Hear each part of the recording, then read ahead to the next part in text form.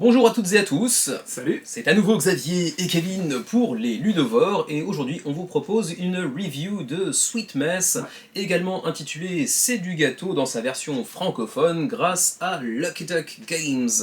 Un jeu qui a une histoire compliquée, Mouvementé.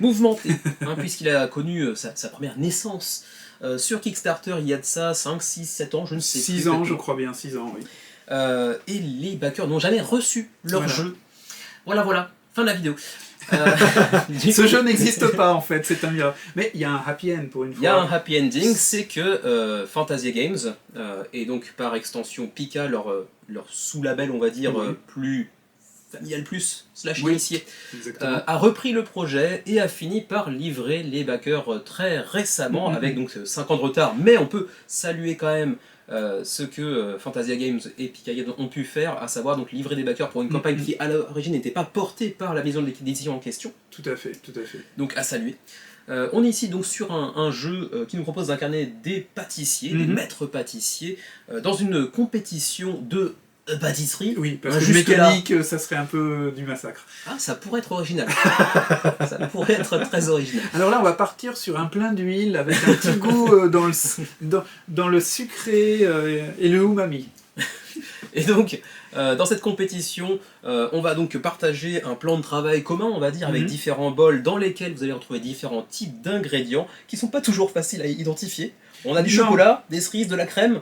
Oui. Les autres, je suis moins sûr. Bah, le cube de gélatine vert, on sait pas trop. Ouais, gélatine bizarroïde violacée, on sait pas trop. Ouais, on va dire que c'est des fruits rouges, quoi. Voilà. Et puis l'autre, c'est de la purée de pommes de patates douces. On sait peut-être, voilà. Je ne sais pas. Ça, là, et des ingrédients miracles. On vous dit pas ce qu'il y a dedans. Non, mais c'est généralement... Ça vous fait voir des diamants dans le ciel. C'est interdit dans 47 États des États-Unis. Voilà.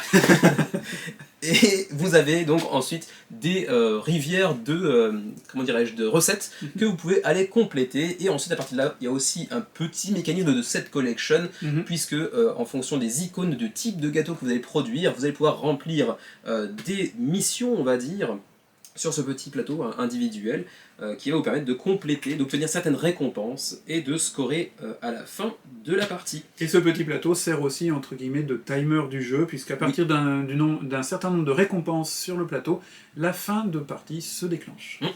Pour ce qui est des règles détaillées, on vous renvoie plutôt vers notre Expli Party que vous trouverez sur la chaîne. On mettra un petit lien en haut à droite de votre écran. C'est pas un peu ce qu'on dit toujours et qu'on fait jamais? Oui, mais tu vois, là, j'ai pas montré un coin. J'ai juste dit en haut à droite de l'écran parce que je sais que je vais me chier dessus sinon. Mais tu as tout mis. Non, j'ai tout cassé. Moi, je suis pour la vérité. Moi, la vérité. Il a tout cassé, ma belle logique. Donc, quand même, par tradition, tout à fait. Je vais dire que le haut à droite, ça va être par là, et ça va certainement être carrément à l'opposé. Oui, il y a des chances. C'est pas grave. Il y a des chances. C'est pas grave. C'est pas grave. Et ça se trouve, pour une fois, je vais avoir bon. Non, je pense pas. Mais bon, voilà. Quoi qu'il en soit, si vous voulez règles détaillées, allez voir l'Expli Party en question. Juste donc les rivières de recettes, les bols dans lesquels on va les piocher. Il y a aussi les rebords sur lesquels certaines ressources seront disposées parfois. Et puis aussi, vous avez notre plateau personnel dans lequel il y a une sorte de petit mini-jeu d'agencement de vos ingrédients dans différents blocs, on va dire. Ouais, pour éviter que vous puissiez prendre n'importe quoi, n'importe quand en toute liberté, vous avez des petites contraintes. Donc gestion de ressources, on va dire exactement, aussi. Exactement. Ouais. Et puis aussi, assez intéressant, une sélection d'actions très légère, il n'y en a que 3 actions disponibles. Et puis en dessous de ça, vous avez un peu l'équivalent de votre four, on va dire. Oui, on peut dire votre ça. banc de préparation, sur lesquelles vos recettes vont évoluer, puis progressivement sortir une fois qu'elles seront prêtes et validables pour les récompenses, en gros. Tout à fait. Schématiquement, c'est tout à fait Schématiquement. Ça. On est d'accord. Du coup, maintenant, on va pouvoir rentrer dans le dur de la review, à savoir les 3 parties habituelles, des points que nous avons appréciés, puis moins appréciés, et la 3e partie, les points que vous pourriez ne pas tellement aimer non plus. Avant de faire un petit résumé global, bien évidemment. Tout à fait. On va juste faire un petit disclaimer, comme disaient les anglophones. Notre XP Party comme notre review sont basés sur le jeu de base. On n'a pas utilisé le module qui est disponible, et je ne crois pas que tu aies fait de partie de Pas solo. fait de solo non plus. Voilà. Donc on c'est ne juste commentera pas le solo. Voilà, et le module, on ne le commentera pas non plus. Mm. Les modules, il y en a 2, on ne les commentera pas non plus, c'est juste le jeu de base. Profitons-en également pour préciser que c'est une copie presse qui nous a été fournie par Pika Games et non pas par Lucky Duck Games. Tout à mais fait. on les salue quand même, coucou les canards. C'est pour ça qu'elle est en anglais et pas en français. C'est pour ça qu'elle est en anglais aussi. Voilà donc, entamons notre review avec les points positifs. Xavier, je te laisse commencer. D'accord, alors c'est un point positif peut-être paradoxalement par rapport à ma première impression de ce que je t'en ai dit lorsque tu m'as présenté le jeu. Et ben finalement j'avais trouvé ça trop coloré à l'époque, si tu te souviens bien, je trouvais trop flashy. Finalement en fait ça passe. Ça passe bien, c'est même plutôt agréable à l'œil, les différentes couleurs sont plutôt bien différenciées justement, c'est assez reconnaissable. Et point intéressant, il n'y a pas seulement la couleur, mais sur les jetons et les bols, il y a aussi l'ingrédient. Donc je pense que les gens qui ont des problèmes de vision des couleurs peuvent se baser aussi sur les formes qui sont basées là. Donc moi, visuellement, c'est un jeu qui est mignon, qui est sympa, qui est agréable à l'œil. C'est mon premier point. Ouais. Alors c'est vrai que si on s'en réfère uniquement à la couve, c'est un jeu qui plaira pas à tout le monde visuellement parlant. C'est vrai que c'est extrêmement mignon et la couverture vend pas forcément du rêve à tout le monde. Il y en a certainement un paquet à qui ça plaira pour le coup, mais on faisait pas forcément partie du cœur de cible pour ce qui est de la thématique et des illustrations choisies. Très honnêtement, quand Kevin m'a montré la boîte, mon premier réflexe a été de penser à un de ces nombreux jeux gratuits sur Facebook qui sont en fait des arnaques où tu dois compléter des assets. Il y en a des milliers, même des Candy Crush, des trucs comme ça. Bon. C'est un parti pris esthétique, mais c'est vrai que ça surprend. C'était tellement coloré que j'ai dû lui faire une injection d'insuline dans la foulée. Oui, pour lutter contre le sucre. C'est ça, il commençait à avoir un peu de la mousse sur le coin des lèvres. C'est vrai, c'était un problème. Mais oui, donc globalement, je suis d'accord avec toi. Visuellement, en dehors des illustrations de personnages et de la boîte, dont je suis pas fan, on peut dire que le visuel est plutôt pas désagréable, même si effectivement c'est très sucré. Visuellement également. Bien sûr. Et puis par extension, on peut dire aussi que, en tout cas pour la version que nous possédons, la qualité des composants est quand même plutôt pas mal du tout. Oui, tout à fait. On a quand même des plateaux personnels qui sont en fait des game trays, donc des inserts quasiment, tout à fait. sur lesquels on va pouvoir donc loger nos ingrédients, loger nos cartes de recettes en dessous également pour ensuite les faire défiler. Les jetons de poker un petit peu pour remplacer les ingrédients. Mini poker, tout à fait. Ouais. Non, j'avoue que le plateau de jeu individuel apporte un vrai confort d'utilisation. Une vraie belle ergonomie à ce niveau-là. Il évite de se tromper dans la répartition des ressources parce que tout est bien indiqué sur le plateau. C'est bien, c'est très ergonomique, c'est vrai. On peut juste peut-être éventuellement dire que c'est un peu inégal par moment parce que par exemple les cartes de pièces, enfin les jetons de pièces sont en carton, tout ce qui est basique. Pas de mauvaise qualité, mais c'est vrai qu'en comparaison avec les jetons de poker par exemple, on aurait pu se dire, voilà, ils auraient pu pousser le truc jusqu'à luxifier aussi les pièces. Bon, voilà, mais bon, ça c'est pas dramatique. C'est assez peu important. Autre point positif, finalement, je trouve que le gameplay est assez satisfaisant. Il y a quand même pas mal de combos à aller imaginer, avec seulement 3 actions, ce qui en fait un jeu qui est extrêmement accessible en termes de règles. Récemment, on a fait la couverture médiatique de Flow pour la campagne, du même éditeur, un peu plus complexe quand même. Oui, largement. Sweet Mess, non, c'est plutôt du familial plus, pour le coup. On est sur un jeu qui, en termes mécaniques, pourrait s'apparenter un petit peu à du Splendor sous amphétamine. Moi je compare avec Splendor quand tu obtiens les ressources permanentes, parce que du coup c'est comme dans Splendor avec les mines. Donc la façon de faire tes recettes, tu dépenses les ressources que tu as pour pouvoir faire tes recettes. Tout à fait. C'est pas non plus que Splendor, mais ça peut s'apparenter un petit peu à ça, mais en survitaminé, on va dire, en sursucré. Oui, c'est vrai. Mais j'ai plutôt bien apprécié la capacité de faire pas mal de combos, la gestion des bonus que tu places, enfin des cartes de recettes qui t'octroient des bonus et qui peuvent aussi avoir une importance en termes de timing, tout à fait, d'accomplissement des récompenses. Donc non, de ce point de vue-là, je trouvais que c'était un jeu qui mécaniquement fonctionnait très très bien. C'était assez solide. C'est vrai. Et au-delà de mécaniquement bien fonctionner, je dirais qu'il est presque assez accessible pour quasiment intéresser des non-joueurs. Parce que finalement, il n'est pas dur à comprendre. Une fois qu'on a compris la petite contrainte ici de placer les jetons, comment on prend des jetons ici et comment on fait des recettes, on a compris le jeu. Après, bien performer, faire des combos, c'est là que le joueur aguerri va peut-être trouver un peu plus de satisfaction, parce qu'il va se dire, ok, le jeu est simple, mais je peux mieux performer que j'ai déjà... Et la preuve, Ouais. tu as mieux performé cette fois-ci que la dernière fois, avec une plus grande satisfaction sur les combos que tu as fait. Effectivement, c'est là qu'on peut souligner la marge de progression qui est assez intéressante, puisque à chacune de nos parties, Xavier comme moi-même, on a toujours battu le score qu'on avait fait précédemment. C'est vrai. On n'a fait qu'augmenter. C'est Donc vrai. c'est qu'il y a une belle petite courbe de progression. De ce Tout point à de vue-là, le jeu est plutôt sympatoche. Tout à fait. Parce qu'il y a une vraie dimension de timing qui est assez importante à maîtriser si on veut vraiment maximiser son tour de jeu. Parce que Kevin disait, il y a 3 actions. Oui et non, il y a 3 actions, mais en fait, il y en a potentiellement 6 si vous avez assez de ressources pour payer pour la deuxième action. Voilà. Donc il y a moyen de faire plus, toujours. Donc ça, c'est intéressant aussi. On commence petit et on finit par créer une machine qui a un moteur qui est plutôt performant. Donc ça, c'est plutôt bien vu. Ouais, Ça, c'est satisfaisant de ce point de vue-là. C'est clair, c'est clair. Et puis il y a plein de petits à côté qui fonctionnent assez bien, comme ces petites récompenses que l'on peut obtenir si on fait le choix de valider des objectifs un peu moindres, Oui. mais qui nous donnent accès à des petits bonus instantanés qui sont sympatoches, qui peuvent aussi faciliter la suite de votre partie. C'est ça. Ça peut être un petit coup de pouce, ça peut être le petit coup de pouce qui vous est utile pour finalement faire mieux que si vous aviez opté pour les gros points dès le début. C'est vrai, tout à fait. J'ai bien aimé aussi, même si dans la dernière partie que nous avons fait, et qui est donc l'expli partie, la présence des événements, qui sont un peu bordéliques, qui peuvent potentiellement venir impacter l'ensemble de votre partie, mais du coup c'est la même chose pour tous les joueurs autour de la table. Ça affecte tout le monde. Donc. Mais ça vient ajouter un petit peu de, de piment. Oui. Même si pour une recette sucrée, le piment c'est pas forcément... il y a du chocolat au piment d'Espelette. C'est pas faux. Donc ça vient rajouter un petit peu de sel, de piment dans la partie. Ça c'est plutôt sympatoche. Ouais. Est-ce que tu as d'autres points positifs à souligner de ton côté ?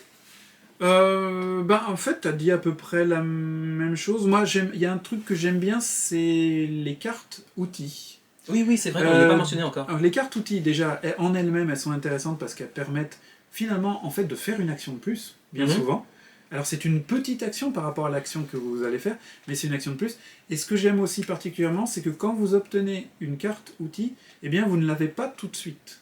Vous êtes obligé d'attendre la fin de votre tour pour la mettre dans votre main et vous ne pourrez l'utiliser qu'au tour suivant. Cette espèce de temporisation évite aussi, à mon avis, d'avoir des combos en boule de neige qui n'en finiraient plus. Parce que tu fais ça, tu prends ça, tu joues ça, tu fais ça. Bon. Et là, c'est bien. Moi, j'aime bien ça. On peut quand même avoir 3 cartes outils en main qui peuvent permettre quand même de faire des jolis combos boule de neige. Bien sûr. On est d'accord. Mais cette idée de temporiser l'arrivée de la carte bonus dans la main, je trouve que c'est plutôt une bonne idée.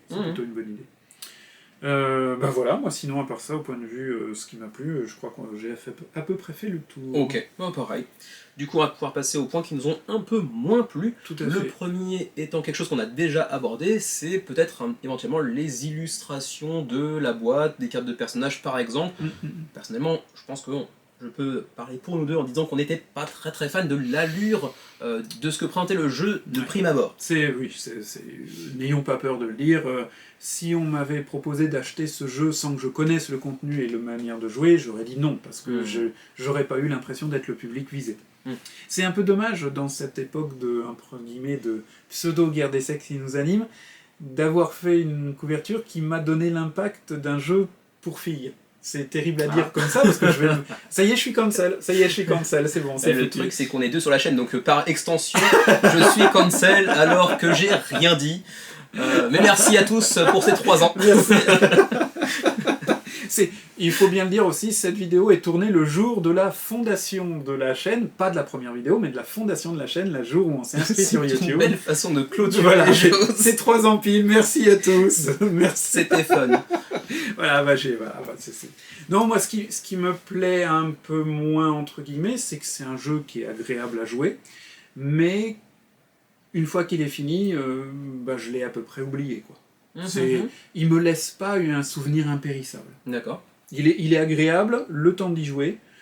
Alors, j'aurais peut-être dû le dire dans les points positifs, c'est aussi que, en tout cas à 2, il ne... il ne reste pas trop longtemps sur la table. C'est-à-dire que je trouve que la durée de jeu est bien vue. Ouais. Notre dernière partie a fait 1 heure. Ouais. Et je crois que c'est à peu près la moyenne. Et c'est vrai que quand on joue à 2, 1 heure, c'est un jeu qui reste pas trop longtemps sur la table. Donc pour un jeu de ce gabarit-là, c'est tout à fait bien. C'est tout à fait acceptable, c'est très bien. Mais du coup, pour moi, c'est un jeu qui, avec mes préférences de joueur, c'est un jeu qui est un peu plus anecdotique. Est-ce que je me trompe si je me tente à une analyse Oula. en disant que c'est un peu un entre-deux qui ne te convient pas forcément. Je pense que t'aimes bien les jeux un peu légers, rapides, 15, 20, 30 minutes, Oui. ou les gros jeux 1h30, 2h, 2h30, Oui, mais oui. que l'heure et quart, c'est généralement un truc qui Ben, te- l'heure et quart, ça dépend, mais là, c'est une heure et quart un peu trop légère, parce que... Ouais, c'est ça. Après, moi, je veux pas du tout le jeter avec le bébé avec l'eau du bain, et je remercie l'éditeur de nous avoir confié une copie, mais je vous renvoie vers notre review de Flow. J'ai pas été plus convaincu que ça par Flow, qui est aussi une édition de chez Pika Games. Donc, pour l'instant, les jeux de chez Pika Games sont sympas, mais ils me convainquent pas. Alors c'est assez intéressant parce que justement, déjà sur la review de Flow, vous l'aurez noté, c'est que sur l'un comme sur l'autre, on est assez partagé. C'est vrai. Dans le sens plus sur Flow que sur Oui, celui-ci. c'est vrai. Que Flow, moi j'ai beaucoup apprécié pour le coup, même si je l'appréciais moins que Unconscious Mind, Bien sûr. de la maison mère, on va dire, de Fantasia Games, mais que j'ai beaucoup apprécié. Sur Sweet Mess, alors que Flow, Xaï était moins chaud, plus frileux. Et Sweet Mess, c'est un petit peu la même chose, c'est-à-dire qu'il aime bien le jeu, mais bon, next, en gros. Moi, j'aime bien le jeu, je le trouve vraiment satisfaisant, il y a une belle courbe de progression, et j'ai pas tellement de reproches à lui faire, si ce n'est que la thématique et l'aspect visuel m'attirent moyen bof, et que c'est vrai, si j'ai une heure, peut-être que je vais avoir tendance à choisir un autre jeu, ou deux autres petits jeux, par exemple. Mais je le ressors avec plaisir, en fait. Moi, j'ai pas de soucis à ce niveau-là. Si on me le propose, je dirais ouais, pourquoi pas. Alors moi, pour schématiser, c'est simple. Sweet Mess, c'est pas un jeu que j'achèterais pour moi, mais c'est tout à fait un jeu que je me vois offrir à des gens qui sont pas du tout experts dans le monde du jeu. Parce que même si l'aspect visuel ne m'attire pas plus que ça, je reconnais qu'il est bien fait et qu'il peut être attrayant pour beaucoup de gens. Moi, j'ai des goûts qui sont ce qu'ils sont. Et ben voilà, je ne dis pas que comme ça ne m'attire pas, c'est mauvais. Non, c'est juste le style qui ne me correspond pas tout à fait. Mais je me vois tout à fait bien l'offrir à quelqu'un qui voudrait commencer à jouer à des jeux autres que les sempiternels, Bonne Paye, la course à la réussite, Monopoly ou Trivial pour ça peut typiquement être presque un gateway game, donc une porte d'entrée dans le jeu de société, peut-être un tout petit poil complexe pour être un gateway games à proprement parler, un tout petit peu. Par exemple, je ne m'aurais pas expliqué ça à mon neveu. Ah mais là après c'est une question d'âge. Il a 8 ans. C'est 10 ans en plus. C'est 10 ans et plus. Par contre, ça, tu vois, me l'expliquer à mes parents qui ont l'habitude de jouer à des jeux façon Monopoly, Hôtel ou à des jeux de cartes, belote, tarot, rami. C'est faisable. Ouais, je pense que ouais. Après, la thématique leur plaira-t-elle? C'est une question, mais ils seront capables de le comprendre et ils seront capables de passer un bon moment sur ce jeu-là. Tout à fait. Donc moi, c'est un point négatif en tant que pour mon profil de joueur. C'est tout. Moi, il y a un autre petit truc, mais bon, là, c'est vraiment des pécadilles. Oui, vas-y, pécadilles. C'est que si on regarde les cartes de recettes, je vais vous en montrer quelques-unes éventuellement, mais tiens, prenons celle-ci, elle me semble toute désignée. Cette recette, alors c'est un petit peu loin pour vous, mais vous voyez partiellement que le gâteau est vert et blanc, et l'un des deux ingrédients au centre de cette recette, c'est le chocolat. Oui. Et la connexion entre les ingrédients et les illustrations des recettes est généralement pas évidente. Ouais, c'est vrai. Là, on a un gros gâteau rose avec de la crème et du chocolat. Voilà. D'où vient le rose? On ne sait pas. Donc thématiquement, il y a des trucs comme ça qui me font penser, qui me détachent un petit peu de la thématique parfois, en me disant bon, c'est purement mécanique. C'est pas grave parce que je peux passer outre. Mais c'est vrai qu'on pourra noter ça, c'est un petit peu dommage de ne pas avoir des trucs vraiment très très bien associés. En même temps, s'il avait fallu faire des cartes uniques de recettes qui vont exactement à chaque fois avec les ingrédients, ça aurait été un petit peu galère pour l'éditeur, je comprends bien, mais bon, c'est un petit peu dommage. Après, dans le même genre, on pourrait parler du fait que les chefs, a priori, ils ont tous le même genre de pouvoir. Ouais. C'est juste la couleur qui est différente, mais a priori, il y a juste l'esthétique du chef et la couleur d'ingrédients de départ qui est différente. Ça me gêne pas. Il n'y a pas d'asymétrie, quoi. Je veux dire, on pourrait se dire tiens, on nous donne une carte de chef. Bon, la carte de chef, elle est juste pour le pouvoir qui permet de transformer, mais sinon, elle n'a pas de justification particulière en plus que ça. Ah non, thématiquement, non. Okay. Et puis, après, on n'est pas forcé de s'identifier visuellement à la personne décrite sur sur la carte. Bon, ça, c'est un... Mais voilà, moi, là, j'aurais aimé peut-être un tout petit peu plus de variété sur les pouvoirs des chefs. On aurait pu imaginer des cartes supplémentaires avec un degré de complexité qui fait un petit peu, plus d'asymétrie, etc. Mais bon, même s'il faut reconnaître qu'elles sont double face. Ouais. Donc généralement une face est masculine, une face est féminine, si je me souviens bien. Ça. Avec un pouvoir légèrement différent. Un pouvoir légèrement différent, voilà, et on choisit la face qu'on veut. Bon, ok. Voilà. Les points que les gens pourraient ne pas aimer, qui éventuellement nous ne dérangent pas tant que ça, moi je commencerais par l'absence quasi intégrale d'interaction, si ce n'est l'interaction indirecte, l'aspect course, qui fait qu'on va chercher les récompenses en essayant de choper les plus grosses récompenses avant nos adversaires, les petits bonus instantanés avant notre adversaire, etc. Donc l'aspect course, interaction indirecte, mais au-delà de ça, en termes d'interaction, si éventuellement, est-ce que je vais lui piquer la carte que lui il veut, mais est-ce que je suis vraiment au courant de la carte qu'il veut avoir de toute façon? Je suis pas convaincu, et en plus tu risquerais de prendre une carte dont toi t'as pas envie. Oui aussi. Donc mais bon, c'est un problème de beaucoup de jeux si on veut que ça soit un problème. C'est vrai c'est plus un jeu dans son coin.